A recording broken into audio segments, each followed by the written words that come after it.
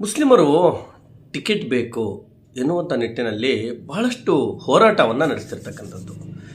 ಎಲ್ಲಪ್ಪ ಅಂದರೆ ದಾವಣಗೆರೆಯ ದಕ್ಷಿಣ ಕ್ಷೇತ್ರದಲ್ಲಿ ಶಾಮನೂರು ಶಿವಶಂಕರಪ್ಪನವರ ನಿಧನದ ನಂತರ ದಕ್ಷಿಣ ಕ್ಷೇತ್ರ ತೆರವಾದ ಸ್ಥಾನಕ್ಕೆ ಮುಸ್ಲಿಮರು ಈ ಒಂದು ಕ್ಷೇತ್ರದಲ್ಲಿ ಮುಸ್ಲಿಂ ಅಭ್ಯರ್ಥಿಯನ್ನು ಕಣಕ್ಕಿಳಿಸಬೇಕು, ಕಾಂಗ್ರೆಸ್ ಮುಸ್ಲಿಂ ಅಭ್ಯರ್ಥಿಗೆ ಟಿಕೆಟ್ ಕೊಡಬೇಕು ಎನ್ನುವಂಥ ನಿಟ್ಟಿನಲ್ಲಿ ಬಹಳಷ್ಟು ಹೋರಾಟಗಳು, ಸಭೆಗಳು ನಡೆತಿರ್ತಕ್ಕಂಥದ್ದು. ಇದೇ ಸಂದರ್ಭದಲ್ಲಿ ಶಾಮನೂರು ಶಿವಶಂಕರಪ್ಪನವರ ಫ್ಯಾಮಿಲಿ ಏನಿದೆ ಅವರು ಕೂಡ ಸಮರ್ಥನ್ನ ಅಂದರೆ ಎಸ್ ಮಲ್ಲಿಕಾರ್ಜುನ ಅವರ ಪುತ್ರ ಸಮರ್ಥನ್ನ ಈ ಒಂದು ದಕ್ಷಿಣ ಕ್ಷೇತ್ರಕ್ಕೆ ಅಭ್ಯರ್ಥಿಯನ್ನಾಗಿ ಮಾಡಬೇಕಂತೂ ಶತಾಯಗತಾಯ ಅವರು ಕೂಡ ಪ್ರಯತ್ನ ಪಡ್ತಿದ್ದಾರೆ. ಇಷ್ಟು ವರ್ಷ ಇಲ್ಲದೆ ಇರತಕ್ಕಂಥದ್ದು ಈ ವರ್ಷ ಅಂದರೆ ಈ ಬಾರಿ ಯಾಕೆ ಆಗ್ತಾ ಇದೆ ಅನ್ನುವಂಥದ್ದು ಒಂದು ಕೂಡ ಸಹಜವಾಗಿ ಮೂಡುವಂಥ ಪ್ರಶ್ನೆ. ಕಾರಣ ಏನಪ್ಪ ಅಂದರೆ ಈ ಒಂದು ದಾವಣಗೆರೆ ಕ್ಷೇತ್ರದಲ್ಲಿ ಎಲ್ಲ ಕಡೆ ಅಂದರೆ ದಾವಣಗೆರೆಯ ಕ್ಷೇತ್ರಗಳಲ್ಲಿ ಶಾಮನೂರು ಕುಟುಂಬದ ಒಂದು ಎಲ್ಲ ಕಡೆ ತಮ್ಮ ಪ್ರಾಬಲ್ಯವನ್ನು ಸ್ಥಾಪಿಸಿಕೊಂಡಿರ್ತಕ್ಕಂಥದ್ದು. ದಾವಣಗೆರೆ ದಕ್ಷಿಣ ಕ್ಷೇತ್ರ ಕೂಡ ಅದರಲ್ಲಿ ಹೊರತಾಗಿಲ್ಲ. ಶಾಮನೂರು ಶಿವಶಂಕರಪ್ಪನವರು ಕಳೆದ ಬಾರಿ ಚುನಾವಣೆಯನ್ನು ಎದುರಿಸುವಾಗ ಆ ಸಂದರ್ಭದಲ್ಲಿ ಅವರು ಒಂದು ಮಾತನ್ನು ಹೇಳಿದರು, ಇದು ನನ್ನ ಕಡೆಯ ಚುನಾವಣೆ, ಮುಂದಿನ ಬಾರಿ ಮುಸ್ಲಿಂ ಅಭ್ಯರ್ಥಿಗೆ ಟಿಕೆಟನ್ನು ಕೊಡಿಸುವಲ್ಲಿ ನಾನು ಪ್ರಯತ್ನವನ್ನು ಮಾಡ್ತೇನೆ ಅನ್ನುವಂಥ ಮಾತನ್ನು ಕೂಡ ಹೇಳಿದರು. ಈಗ ಇದೇ ವಿಚಾರವಾಗಿ ಮುಸ್ಲಿಮರು ಈ ಬಾರಿ ದಕ್ಷಿಣ ಕ್ಷೇತ್ರಕ್ಕೆ ಮುಸ್ಲಿಂ ಅಭ್ಯರ್ಥಿಗೆ ಟಿಕೆಟ್ ಕೊಡಬೇಕು ಅಂತ ಒಂದು ನಿಟ್ಟಿನಲ್ಲಿ ಹೋರಾಟವನ್ನು ನಡೆಸಿದ್ದಾರೆ.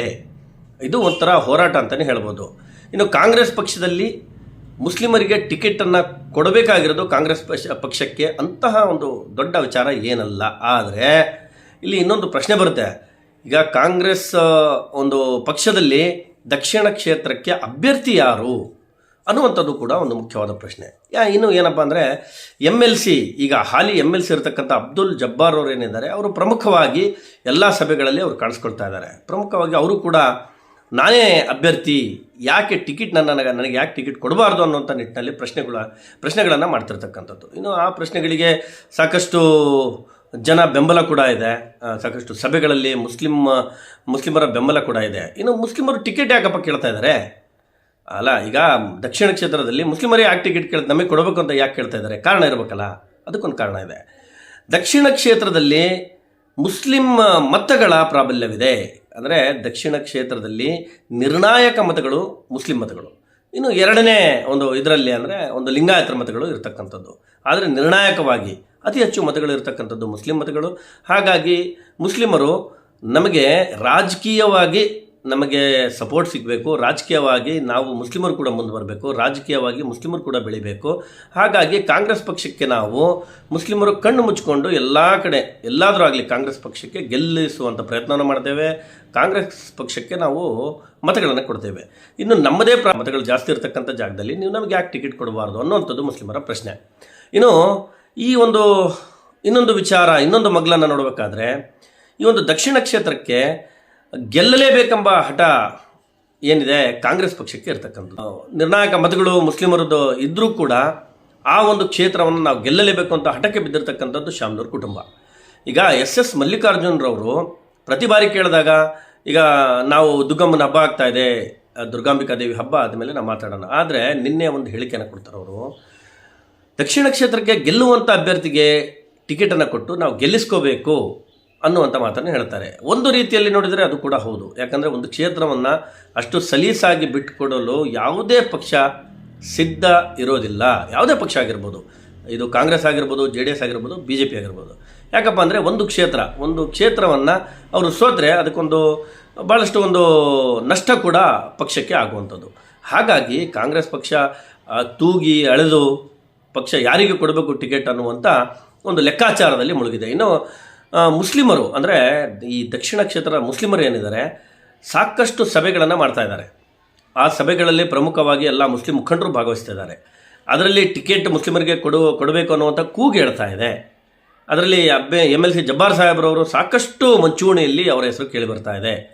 ಅದಕ್ಕೆ ಮಲ್ಲಿಕಾರ್ಜುನರವರು SS ಮಲ್ಲಿಕಾರ್ಜುನರವರು ಒಂದು ಮಾತನ್ನು ಹೇಳ್ತಾರೆ ನಿನ್ನೆ, ಕಾಂಗ್ರೆಸ್ ಪಕ್ಷದಲ್ಲಿ ನಾನು ಅಂತ ಯಾರೂ ಬರೋದಿಲ್ಲ, ಕಾಂಗ್ರೆಸ್ ಪಕ್ಷದಲ್ಲಿ ಇದಕ್ಕೆಲ್ಲ ಆಸ್ಪದ ಇಲ್ಲ, ಪಕ್ಷ ಯಾರಿಗೆ ಟಿಕೆಟ್ ಕೊಡುತ್ತೆ ಗೆಲ್ಲುವಂಥ ಅಭ್ಯರ್ಥಿಗೆ ನಾವು ಎಲ್ಲರೂ ಸೇರಿಸಿ ಗೆಲ್ಲಿಸಬೇಕು ಅನ್ನುವಂಥ ಮಾತನ್ನು ಹೇಳ್ತಾರೆ. BJP ಕೂಡ ದಕ್ಷಿಣ ಕ್ಷೇತ್ರದಲ್ಲಿ ಅಂಥ ಪ್ರಾಬಲ್ಯ ಏನೂ ಇಲ್ಲ BJPದು.